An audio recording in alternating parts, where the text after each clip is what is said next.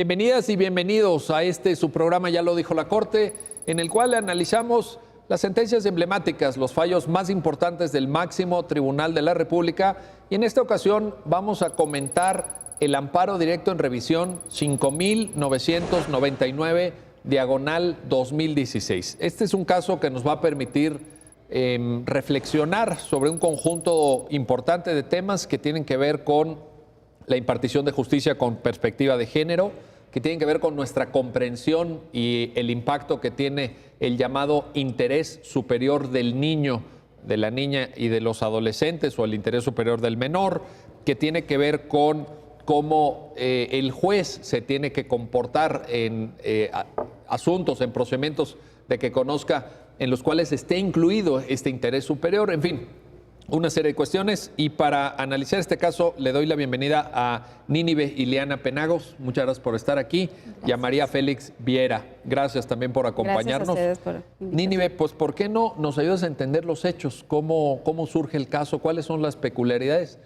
y la secuela procesal que permite que la Corte llegue a esta importante sentencia? Gracias. Sí, en primer lugar, gracias por la invitación. Me parece que es importante, sí, comentar este tipo de resoluciones porque ayudan y abonan a justamente la sensibilización de estos casos, que es digamos, lo que se trata en este asunto. Este asunto es una cuestión de una denuncia penal que hace el padre de un menor porque se sustrajo de la escuela donde estudiaba el niño menor de 6 años por parte de su madre a esta persona, este menor, porque estaban separados hacía ya más de un año, y es la madre la que se presenta al colegio y se lleva al menor, digamos, se lo lleva a su casa. El padre presenta una denuncia. En el estado de Veracruz hay un artículo que establece precisamente como delito la sustracción de menores y hace esta denuncia. El asunto así inicia y se hacen las investigaciones por parte del Ministerio Público y finalmente se lleva el caso ante un juez de primera instancia, el cual condena con las pruebas aportadas por el Ministerio Público a la madre por precisamente más bien dicho, perdón. Retomo un poco porque el juez de primera instancia, con las pruebas aportadas por el Ministerio Público, advierte situaciones que pueden generar que no haya una tipicidad completa del caso que se está señalando y que precisamente la madre tenía ciertos elementos que hacían que no se configurara el delito de sustracción de menores.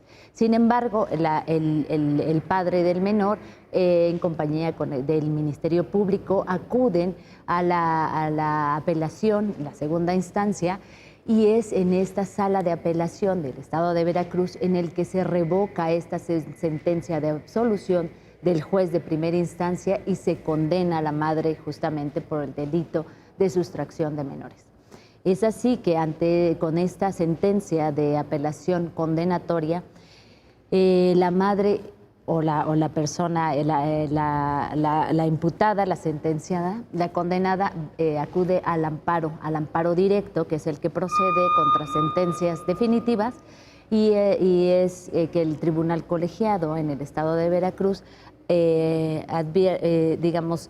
estudia los planteamientos de la quejosa de la forma que después en esta sentencia se advirtió que no era completa, que no era correcta incluso, pero estudia los planteamientos y determina que lo procedente es negar el amparo. Negar el amparo porque no considera que hubo por parte de la sala de apelación alguna cuestión que hubiera alguna violación de derechos humanos y que no existiera tipicidad, que no existieran los elementos que señalaba la quejosa como para excluirla de la responsabilidad plena del delito. O sea que hasta ahí se mantiene firme la sentencia. Condenatoria. Condenatoria, justo. ¿Qué hace la persona afectada? La persona afectada entonces promueve un recurso de revisión de ese amparo directo. que finalmente tiene la revisión en amparo directo, tiene algunas problemáticas, porque la propia Constitución establece que va a ser un recurso extraordinario y únicamente va a proceder cuando exista una cuestión de constitucionalidad, una interpretación directa o una cuestión de una inconstitucionalidad de una ley, para que proceda ese recurso de revisión. O sea, tiene una procedencia muy limitada, ¿no? Muy limitada. Muy limitada. Muy limitada. Pero esta persona presenta su revisión y justamente hace señalamientos de constitucionalidad importantes. Sin embargo, el planteamiento general es cuestiones de legalidad. Nuevamente, de que las pruebas no eran suficientes para que se acreditara la plena responsabilidad en el delito, evidentemente porque ella era la madre y había mantenido la patria potestad del menor. Es así que llega a la Suprema Corte y en la primera sala, bueno, corresponde al ministro Pardo Rebolledo revisar ese asunto y a mí en lo particular hacer el proyecto de sentencia, exactamente, el proyecto de sentencia. Y en principio analizamos el asunto y pareciera ser que había muchas cuestiones de legalidad que no nos permitían analizar este asunto. De hecho, fue mi percepción primera. Sin embargo, precisamente la licenciada María Viera me hace puntuales señalamientos de este asunto y justamente no solo los planteamientos que se hacían, sino las omisiones que se habían hecho respecto de los deberes que se tiene como Estado mexicano de aplicar y analizar los asuntos con perspectiva de género. Había un tema importante de perspectiva de género y había tema importante, sobre todo, del interés superior del menor. Perfecto. Vamos a ir desmenuzando estos aspectos. María. ¿Puedo abonar poquito a lo Claro, por favor. Bueno, la persona esta abandonó el hogar porque su esposo los maltrataba, les pegaba, le decía injurias delante del menor, y una vez a las 12 de la noche la corrió de su casa, o sea, tuvo que dejar al menor, no le permitió llevarse ropa, o sea, zapatos, nada. Entonces, así salió la mamá del menor de su casa. Y ella acudió al Ministerio Público y sí lo buscó al niño y no le permitió. Este señor inmediatamente presentó la denuncia, incluso hasta con los colonos, o sea, y ya ve que en los estados en ocasiones pues se presta para que te ayuden, ¿no?, las personas. Entonces ella se le obstaculizó todo para poder recuperar a su hijo. Pero había hechos de violencia. Sí, había hechos de violencia. Eso fueron las cosas que me llamaron la atención y que le comenté del asunto. Sí. Y ella, pues, se conocían en la escuela, le comentaron que su hijo que llegaba desnutrido, que no lo recogían a las horas, duraban 2 horas, hasta 2 horas después de la salida que no iban por él y que estaba en muy mal estado. Entonces ella va a platicar con el niño y le dice que él no quiere estar con su papá porque lo maltrata. Entonces ella decide llevárselo y ahí es cuando ya empieza la denuncia. Otra de las cosas que me impresionó mucho que dijera el colegiado fue que sí se daba el delito de sustracción porque en ese momento la custodia la tenía el papá.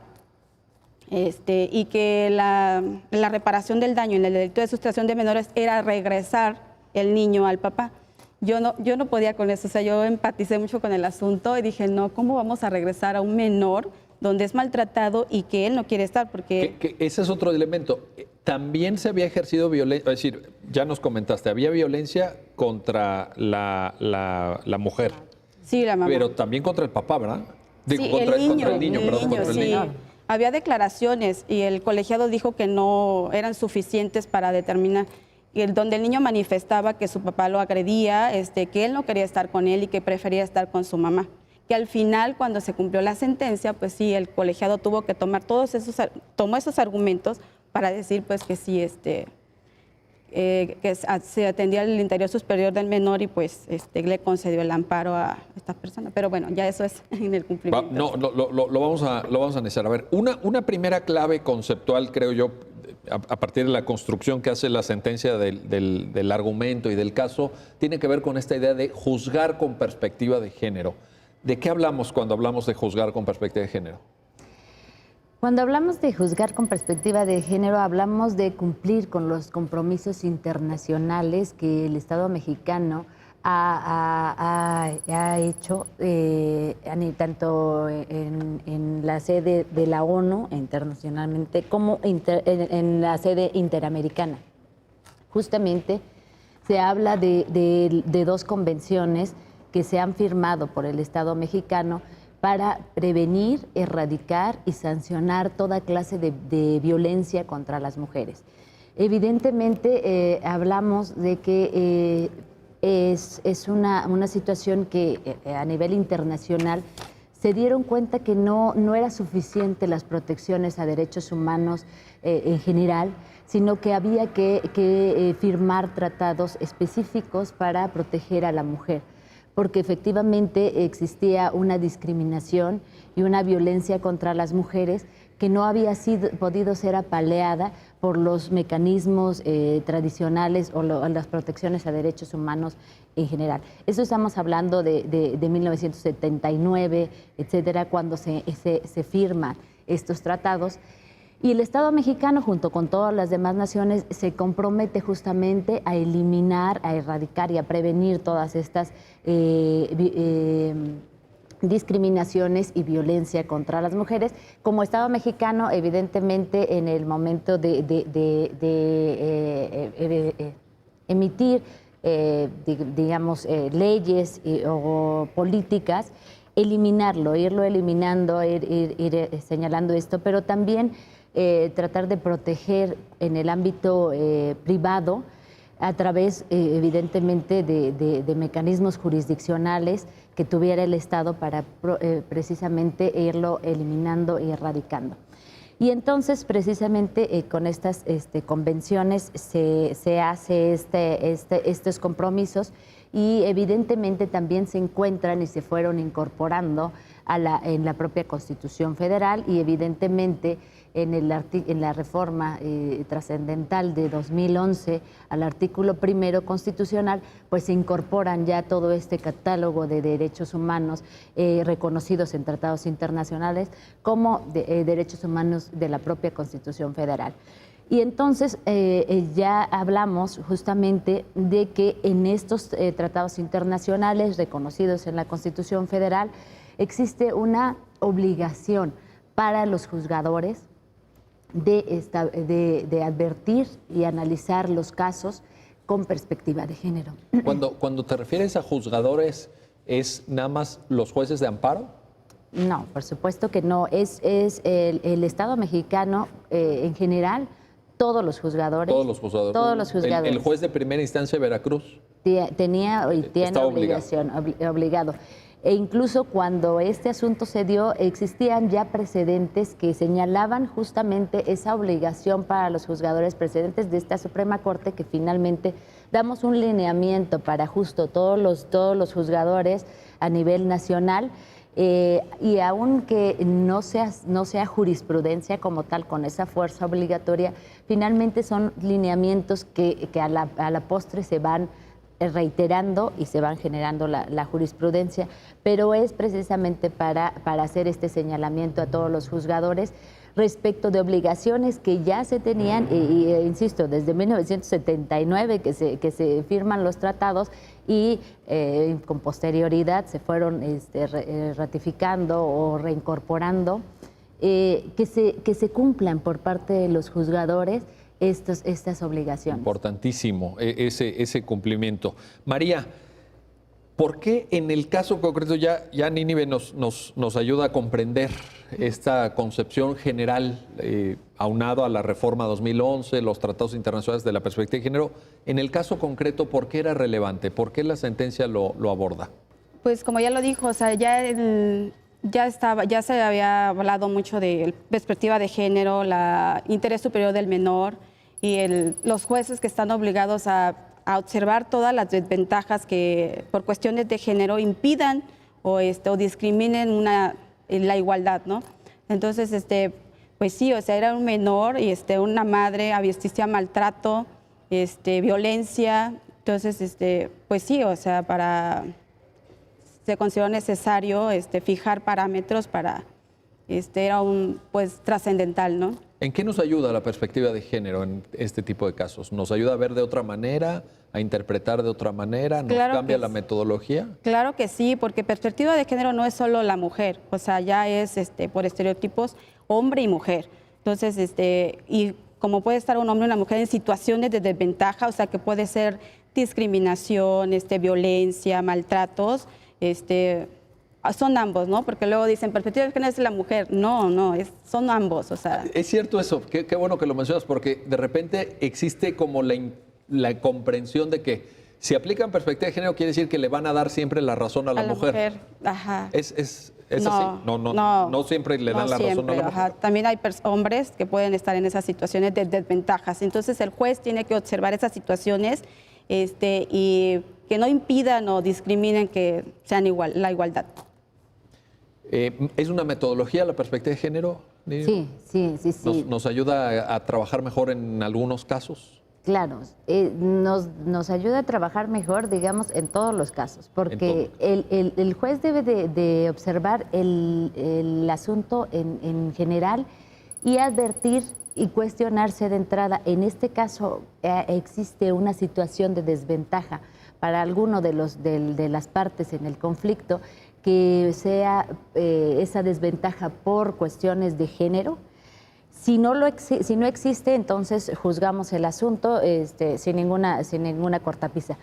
Pero si encontramos que efectivamente existe una situación por el género, por el rol que socialmente se ha asignado a esa persona, sea hombre o mujer, para que esa persona no pueda ejercer ciertos derechos o no tenga ciertas habilidades que conceptualmente en social tenemos esa traba, el juez debe entonces remover esa situación y iniciar con un estudio diferente y con una visión diferente para justamente remover esa situación y lograr una justicia correcta. Y de hecho la primera sala hace una especie de sistema, protocolo, para que los propios juzgadores, al momento de advertirlo, entonces iniciar primero con el estudio de todas las pruebas para cerciorarse de que suceda esto, y en el caso de que tenga la convicción de que efectivamente hay una desventaja por género y no existan pruebas suficientes, incluso pueda allegarse, solicitar las probanzas de oficio, para ¿no? de oficio determinar.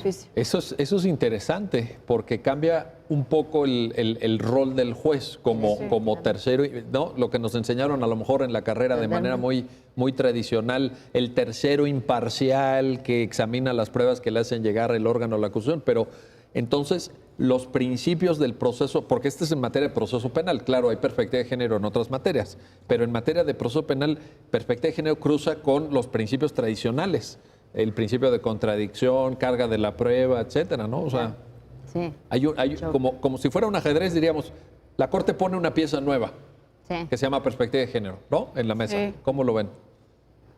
Y una perspectiva y una pieza nueva que muchas veces es superior a todas estas concepciones o todo lo que tenemos como realmente la teoría pura y dura de cómo aplicar el derecho, y que a mí me parece excelente, porque efectivamente si nos comprometemos como Estado a proteger derechos humanos, hay que hacerlo en serio. Sí. Y sobre todo en estos grupos vulnerables, desventajados, como es en este caso, bueno, las mujeres, pero en el caso de los niños también es importantísimo, y también, bueno, la primera sala ha generado una serie de tesis de jurisprudencia en el cual prácticamente se ordena remover todos los obstáculos procesales que pudieran tenerse para que nos impidan proteger a ese menor.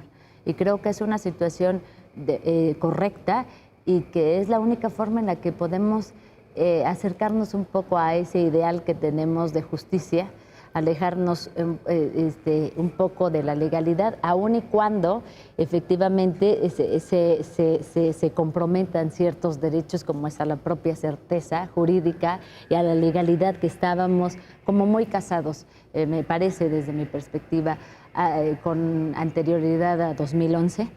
Esta reforma, la que comentaba de junio de 2011 a la Constitución en materia de derechos humanos, vino a remover muchísimas cosas y nos vino un poco a cambiar ese chip y paradigma de cosas muy, muy cerradas que decías, es que ya no puede ser, y no, aquí se terminó todo.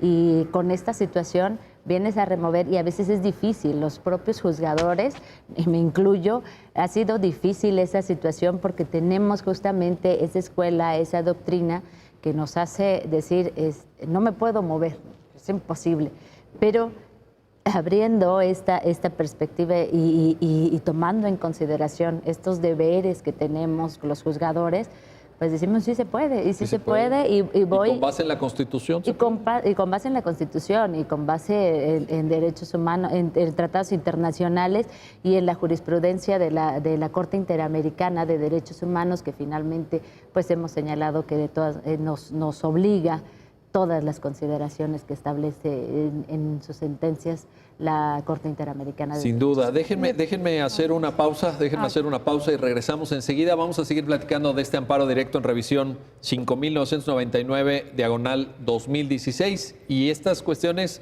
tan delicadas, pero a la vez tan importantes, que tienen que ver con juzgar con perspectiva de género, el interés superior del niño y estas relaciones a veces complicadas que se dan en el curso de las vidas de millones de personas. Regresamos enseguida.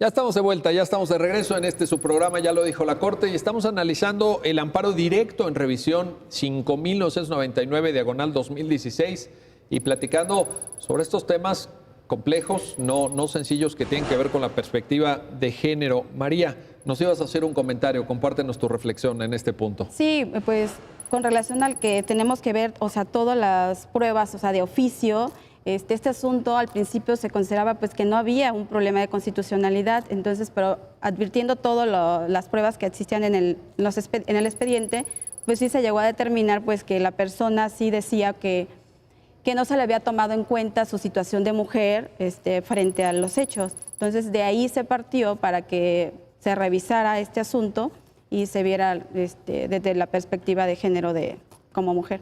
Ahora, el hecho de ser mujer, pero tú añadías un elemento antes en el primer segmento que me parecía importante, la idea de que hubo violencia en la relación de pareja. Sí. No fue una violencia de que ella fuera un día al súper y ahí le pegara, ¿no? Sino era en su relación de pareja. Esto es importante, ¿no? Sí, su relación de pareja, y luego el niño, o sea, ella decía, el niño está presente, o sea, cuando me agrede, o sea, él está ahí. Entonces ella,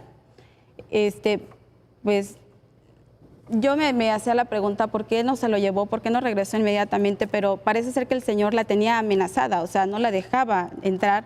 Y pues la única opción fue la escuela, ¿no? Y aparte el niño ni lo cuidaba él, o sea, lo tenía con una tía, que era el que lo llevaba a la escuela. Fíjese, algo que me llamó mucho la atención es que se iba con una taza, o sea, solo tomaba café y hasta la comida. O sea, el niño, exacto. Entonces estaba desnutrido ya. Entonces, ¿qué madre no se lo lleva? O sea, claro. Siento que sí hay una justificación. Ahora, en esto, aquí esta reflexión me retrotrae lo que apuntaba Nínive de una visión muy formalista, ¿no? O sea, todo esto a lo mejor no fue tomado en cuenta. En las instancias inferiores no tuvieron esta sensibilidad, esta lectura, y yo por eso hacía referencia a juzgar con perspectiva de género, porque creo que nos pone unos lentes diferentes. Sí, claro. Esos lentes, esa sensibilidad, esa atención al detalle. Y bueno, y también, si me lo permiten, ese sentido común, ¿no? Porque me gustó mucho la expresión, pues qué madre no estaría profundamente acongojada, angustiada, estresada por lo que está viendo que está pasando su hijo, ¿no? Sí, al dejarlo con su papá. El colegiado dijo que si ella quería tener la custodia, pues la hubiera peleado. Sí hubo denuncia, o sea, ella dijo, o sea, me corrió, así asado, pero pues no, como que no prosperó. Entonces, Es que en México a veces la justicia pero sí no... se manifestó, o sea, sí quería recuperar Ella a su lo hijo. intentó, digamos. Ella lo intentó, sí. Pero no lo logró. No lo logró. Ahí es donde la reflexión del colegiado quizá no estaba tan sensible a esta lectura que ahora le está dando la Y eso Corte. de que diga, o sea, se dio el delito, y si bien es cierto que lo golpeaba, o sea, se advierte que hubo indicios de violencia, pero aquí la reparación del daño, cuando la culpabilidad del delito de sustracción de menores es regresar, o sea, lo que sustrajo. O sea, no es una cosa, o sea, ¿cómo? Hay un concepto ahí interesante en la sentencia que tiene que ver con la cosificación del menor, ¿no? Parecería como que, oye, se robó la taza, entonces devuélvele la taza porque se la había llevado. Caray, pero no, pues estamos hablando de un ser humano, ¿no? Exacto. Un ser humano.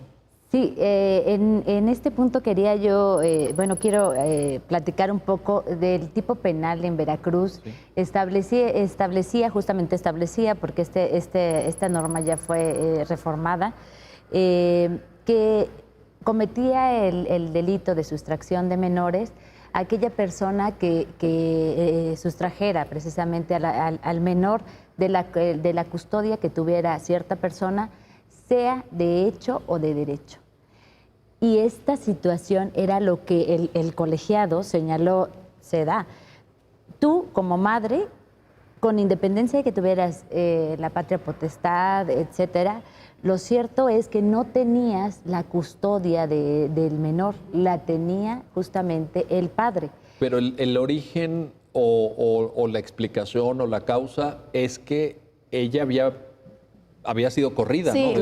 Claro, pero esta parte el colegiado no la advierte justamente porque se ciñe justamente a la legalidad, al tipo penal, los elementos encuadraban perfectamente. O sea, el padre tenía de hecho... porque eso la ley lo permitía, ¿no? Cuando tú dices, ¿de hecho o de derecho? O de derecho. Justo. Entonces, esa parte en la que aun y cuando hubieran sacado a la madre del domicilio conyugal por violencia y le hubieran, digamos, arrebatado a su menor hijo, simple y sencillamente eso no interesaba en el propio tipo penal, porque decía, de hecho, tiene la custodia. Como esto haya sido, no importaba.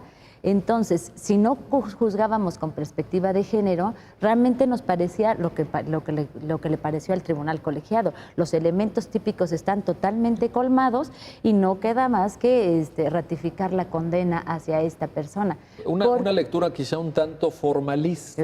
Claro, por supuesto.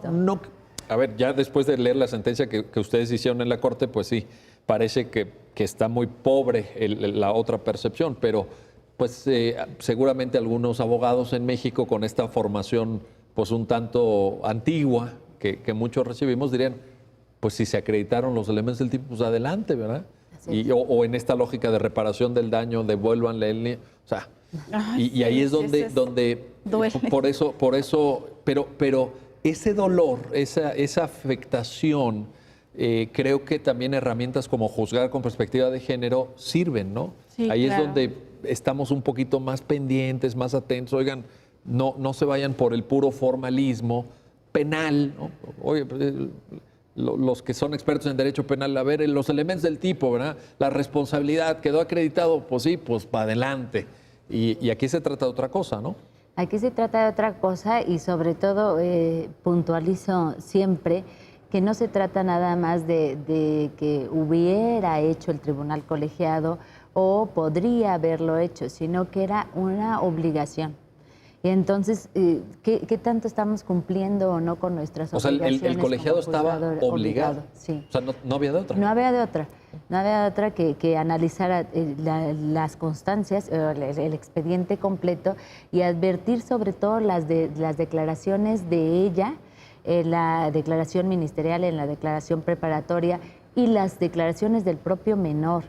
E incluso existían periciales en psicología que establecían justo esto. El menor ha sido objeto de violencia por parte del padre. Había un dictamen pericial, ¿verdad? Sí. Habían dos dictámenes periciales. Dos dictámenes en el mismo sentido. En el mismo sentido. E incluso uno de los dictámenes periciales estaba un poco raro, porque la perito en un principio había señalado que no existía ninguna problemática que le llamara la atención, pero en un segundo dictamen dice, no ratifico el primero, señalo que si hay violencia, la mujer fue violentada por el marido porque existen secuelas de ello.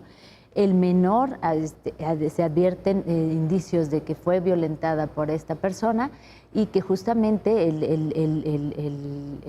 lo más sano para el menor es mantenerse al lado de la madre, que es donde se advierte que encuentra estabilidad.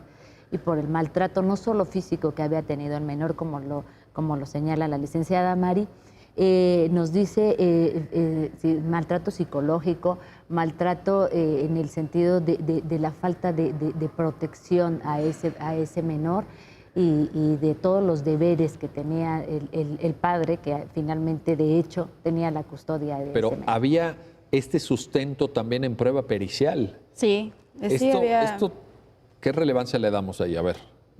Debe tener una relevancia importante, ¿no? Sí, claro. O sea, el colegiado tuvo que haber tomado todas esas pruebas y, como dice la maestra, partir de eso y juzgar, o sea, con perspectiva, y aún a eso, pues el interés superior del menor, porque ella se alegaba, o sea, dice, está bien, o sea, me condenaron por la sustracción, pero eso no tiene que conllevar, dice, a que mi hijo, o sea, se regrese con una persona que lo maltrata. Ella sí lo alegaba, o sea, sí.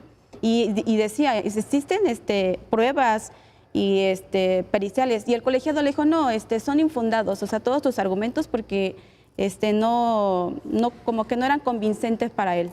Pero más allá del dicho, porque entiendo esta parte del colegiado, es decir, el colegiado puede o no sentirse convencido por el dicho de una de las partes, lo cual pues entra en el terreno de la valoración probatoria de un testimonio. Pero cuando ya se soporta el testimonio con una prueba pericial, entonces ya claro, cambia, ¿no? Entonces, por eso la pregunta era, ¿y qué valor le tenemos que dar ahí?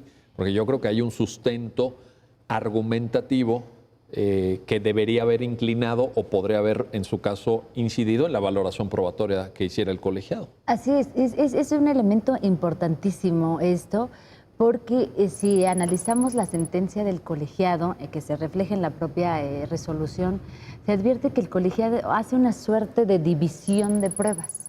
Y entonces, por un lado, señala que no es suficiente el dicho únicamente de la madre, etcétera, para acreditar que efectivamente tuviera o no la custodia del niño, etcétera. Y por otra parte, las periciales solo las valora en el momento de la reparación del daño. Y las valora, digamos, sesgada. Es decir, no hace este complemento. Bueno, tú estás diciendo una cosa y existen estas periciales.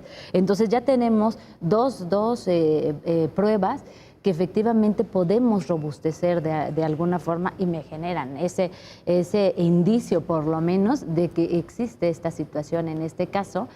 Y vuelvo a la parte de las obligaciones. Si no estuviera convencido de que efectivamente esas pruebas, digamos, eran dos periciales que a lo mejor no me daban todo la fuerza que yo quisiera para establecer una sentencia de conceder el amparo, la obligación era entonces ordena las pruebas necesarias para que entonces existan otras periciales que se les hagan al menor y a la madre, a las dos, existan otras pruebas para que tú te convenzas de esta situación o no.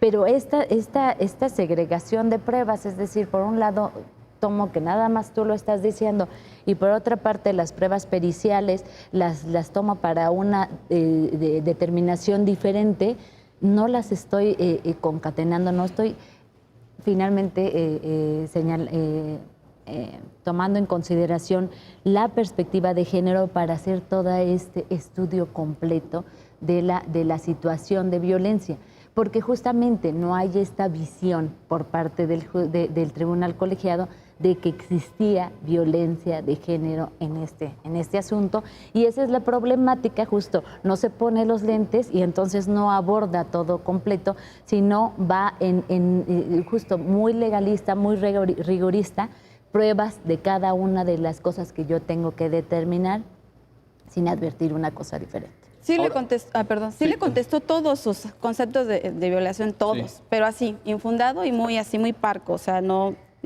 se fue más allá, como dice la maestra, de pues concatenar todas las pruebas que había para que determinara otra cuestión, ¿no?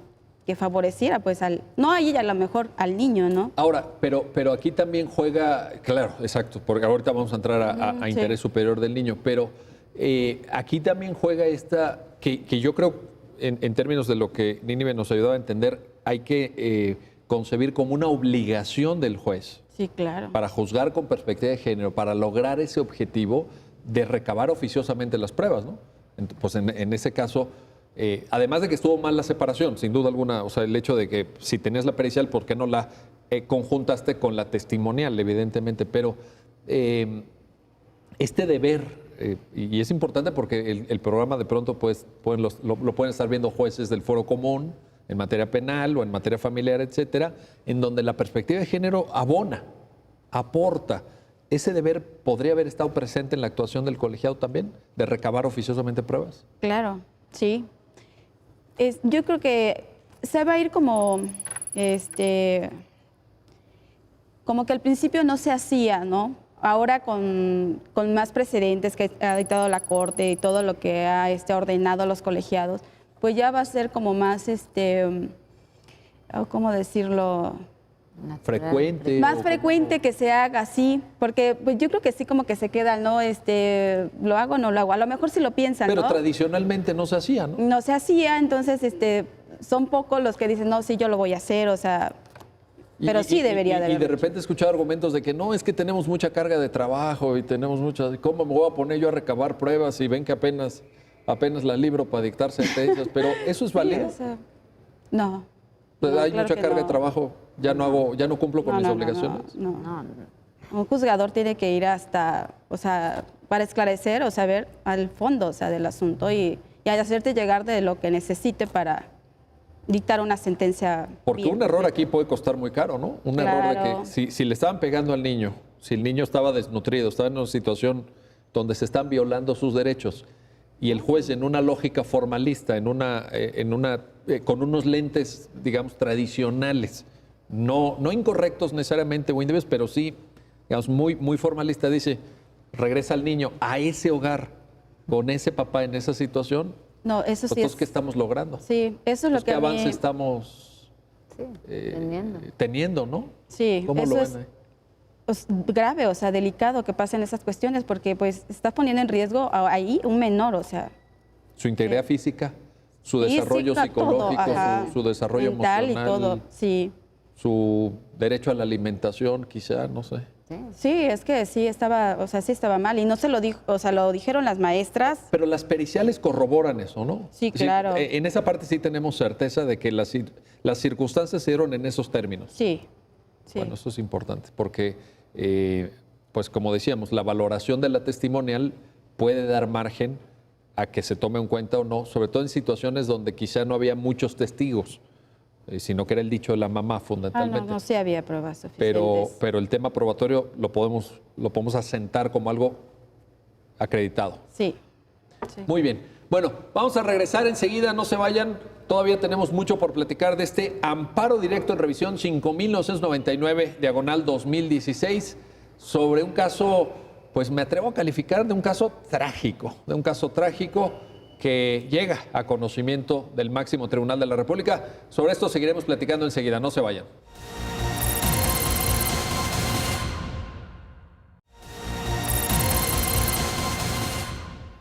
Ya estamos de vuelta, ya estamos de regreso en su programa, ya lo dijo la Corte. Estamos analizando el amparo directo en revisión 5.999, diagonal 2016. Y te quiero preguntar, Nínive, a ver, interés superior del menor. Es un concepto, yo diría en principio, un concepto jurídico indeterminado. ¿Qué quiero decir? Pues que es como muy general, ¿no? ¿Cómo podemos entenderlo? ¿Cómo bajarlo a la realidad práctica? ¿Cómo aterrizarlo dada la generalidad que tiene el propio concepto. Sí, efectivamente así lo ha concebido la Corte, indeterminado, justamente porque establecer una concepción específica y rígida nuevamente nos podría dejar fuera ciertas aristas que podríamos, los propios juzgadores, considerar, bueno, pues entonces esto no es interés superior del menor porque no está dentro del parámetro que ya nos dio la Corte o que ya se ha determinado.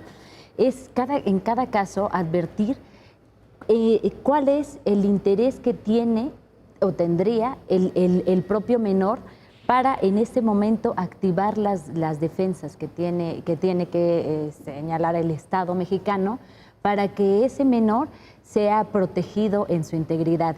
Y entonces es en cada caso concreto en el que vamos a determinar cuál es en ese asunto ese interés que tuviera el menor. Y llámese en el caso, por ejemplo, este que estamos analizando penal, ¿qué interés tenía este menor en este asunto?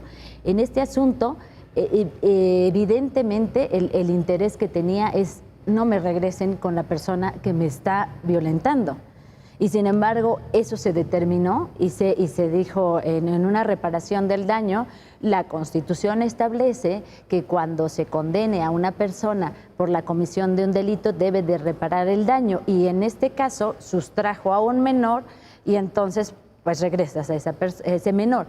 Pero efectivamente no se advierte, es una persona, es un menor y es un menor que yo tengo que proteger. Entonces, esta persona la puedo regresar como que fuera un robo, o precisamente se hablaba de una cosificación, un robo, me devuelves lo que me robaste. Pero en este caso es un niño y un niño que yo tengo que proteger. Entonces, lo que se debió de haber preguntado todos los juzgadores es, ese niño, ¿en qué lugar está mejor? ¿Qué persona le da la mejor protección para que con esa persona se asigne su custodia nuevamente? Pero esto no fue considerado, fue aplicado una técnica penal pura y dura, señalar, regresas la cuestión que sustrajiste. O sea, una concepción tradicional de reparación del daño, sí, o sea, en términos de la Constitución y de la ley, y vámonos, ¿no? Ahora, el interés superior del menor, María, pues genera deberes de protección a cargo del Estado. Es decir, en esta lógica de concepto jurídico indeterminado, ¿cómo lo vamos articulando? Hay una concepción ahí de varios significados del interés superior del menor. Pues sí, se tiene que tomar en cuenta, incluso hay quienes dicen hasta lo que él diga, ¿no? Su declaración, como dice la maestra, con quién va a estar mejor, hasta sus opiniones, sus gustos. Debería el juez, y sería cuestión ya de analizar qué juez dentro de los varios que atendieron el asunto, pero haber escuchado al menor, haber tomado en cuenta su opinión. Su dicho, sí, su opinión. Sí, claro que sí. Sí. ¿Y en función de su edad también puede haber ahí una...? Sí, de hecho este niño fue cuando empezaron los problemas con sus papás o que empezaron las denuncias y eso, tenía yo creo como 4 o 5 años, ¿verdad? Porque ya cuando se lo llevó su mamá estaba en la primaria, tenía 6, iba a cumplir 7. Entonces sí, yo creo que con los dictámenes psicológicos es muy importante porque sí, hay unos que sí se impactan llevarlos, ¿no? Que declaren y todo eso. Entonces sí, el deber de cuidado también para que pueda declarar. Porque hay un concepto que maneja la sentencia, empatando con esta consideración, que es la no revictimización. Ajá, no revictimizar. sí, También claro. está en la sentencia, ¿no? Empataría con esto, es decir, el someter al niño en términos muy generales lo llamo estrés o tensión Ajá. o angustia del proceso judicial, que también tiene lo suyo. O sea, también el proceso judicial es algo complejo y a veces hasta para un adulto, ¿no? Sí. Cuando citamos un testigo, el testigo llega nervioso, llega... Sí, yo creo que de ahí pues había que ver, ¿no? O sea, con los psicólogos si está preparado para esa situación o ya nos quedamos con los dictámenes, ¿no? Ya sería ver caso por caso, porque puede ser un menor que sufra de, no sé, por lo mismo que vivió con sus papás, miedos, o sea, pueden ser muchas cosas, ¿no? Sí, el origen de una situación psicoemocional del menor, pues... Sí, pavor o incluso miedo, ¿no? Entonces, sí, pues habrá que ver caso por caso. Nínive, el interés superior del menor puede ser concebido quizá como una vertiente del principio pro persona, porque ahora que decías, hay que ver lo que más le conviene o eso, empata un poco, ¿no? Con el pro persona, digamos. Claro, sí. El principio pro persona nos obliga también como juzgadores a adoptar aquella interpretación, aquella norma que sea más protectora de los derechos humanos. Y empata con el interés superior del menor porque ahí en ese cumplimiento estamos obligados justamente a adoptar la mejor solución, la mejor determinación para proteger a ese menor. Entonces empata perfectamente, pero finalmente me parece a mí que es incluso más estricto, más protector cuando se trata de esos menores. Es decir, es una vertiente, pero una vertiente que te da mayor tanto flexibilidad para hacer tus interpretaciones como mayor rigor para escoger aquella que efectivamente proteja al menor. Y ahora que decías respecto de si es importante ver justamente la edad del menor, efectivamente la primera sala ha señalado justamente que el juzgador debe de oír al menor, pero también tienes que tomar en consideración la edad y la capacidad que pueda tener ese menor para llamarlo y oírlo. El grado de madurez. El grado de madurez, efectivamente. Y si es pueden ser hasta bebés o hasta una persona, un menor que sea, como decía Mari, de 6 años en este caso, a lo mejor ese niño ya tiene una cierta madurez para poder expresar las situaciones que sufre y el con juez, su lenguaje y a su manera, ¿verdad? Sí, a lo mejor no tan articulado como un adulto, pero... Y justo el llamamiento al juicio también tiene que ser protegido por el propio juez porque debe de cuidar que no se le violente. Y esta era la revictimización que tú señalabas de la propia sentencia.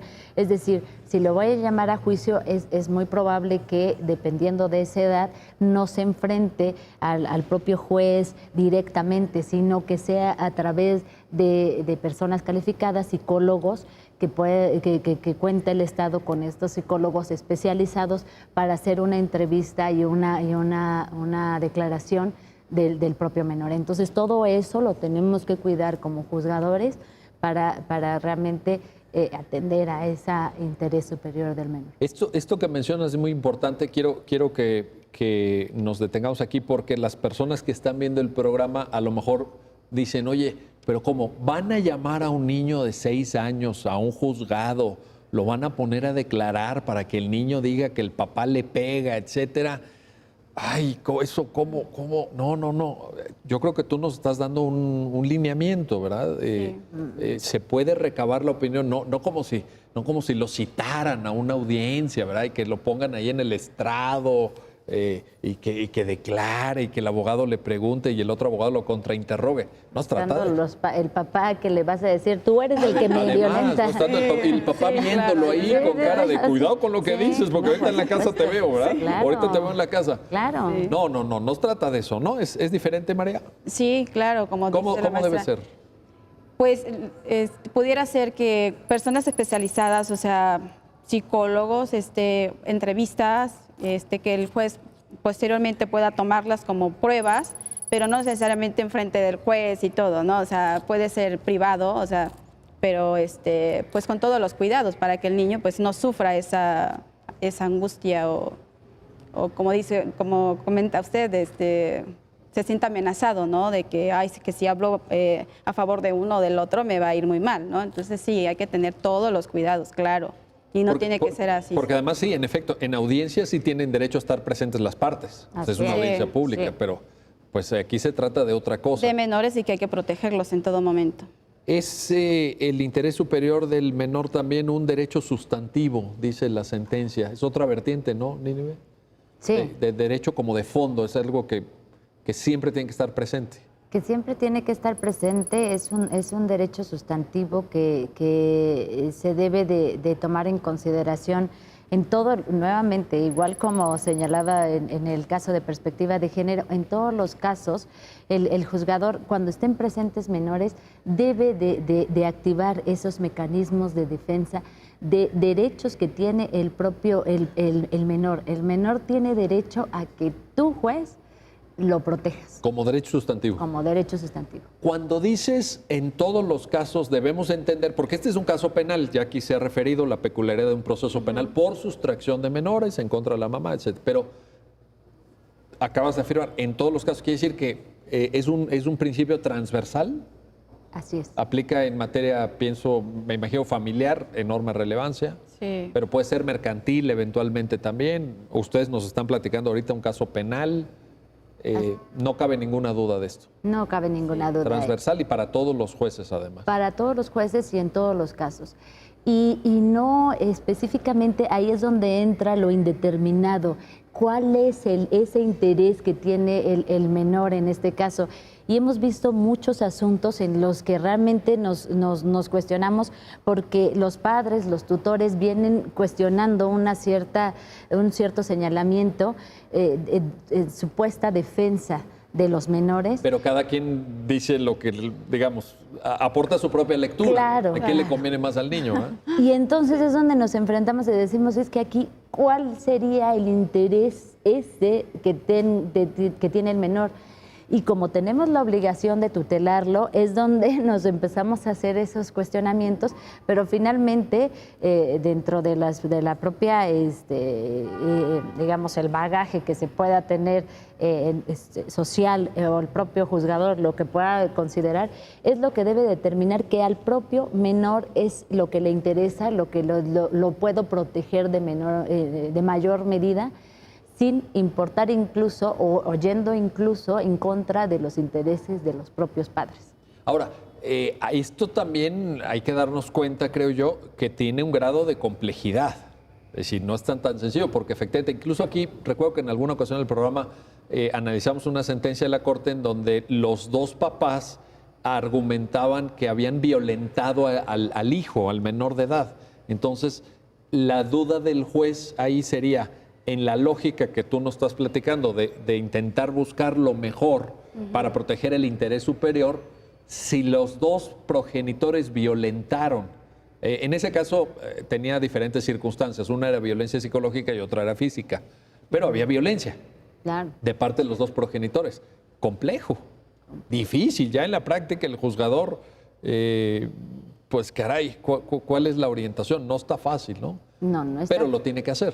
Y como decía, su leal saber entender, determinar cuál es ese interés superior, porque también, digamos, podría ser la situación, los dos padres están violentando al menor, entonces activo cuestiones de custodia por parte del Estado. Sí. ¿Esto es mejor? ¿Es correcto? ¿Esto es mejor o no? Buen punto. Entonces, pero ya es una decisión grave esa también. Y es la última instancia. Es la última porque lo estás sacando de su núcleo familiar y a lo mejor lo estás afectando más, le generas un mayor sufrimiento al menor y de verdad que esa sensibilización de qué es lo que quisiera el menor, hay veces que tenemos la oportunidad de oírlos a través de psicólogos, como decía, o directamente incluso en algunos casos los juzgadores, pero hay veces que no tenemos esa oportunidad porque es un niño de 3, de 2 años y cuál es esa protección que le tengo que dar.